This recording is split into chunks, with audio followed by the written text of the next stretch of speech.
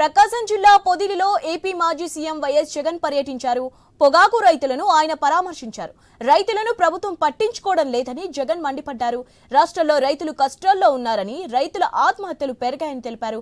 YCP హయాంలో రైతు రాజ్యం నడిచిందని పేర్కొన్నారు జగన్.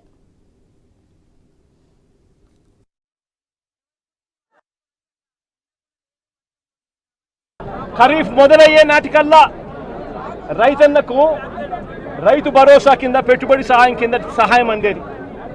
వైఎస్ఆర్సీపీ ప్రభుత్వ హయాంలో, మా ప్రభుత్వ హయాంలో గత ఏడాది రైతు భరోసా కింద అందుతా ఉన్న ఆ సొమ్ము చంద్రబాబు నాయుడు గారు వచ్చిన తర్వాత ఆగిపోయింది.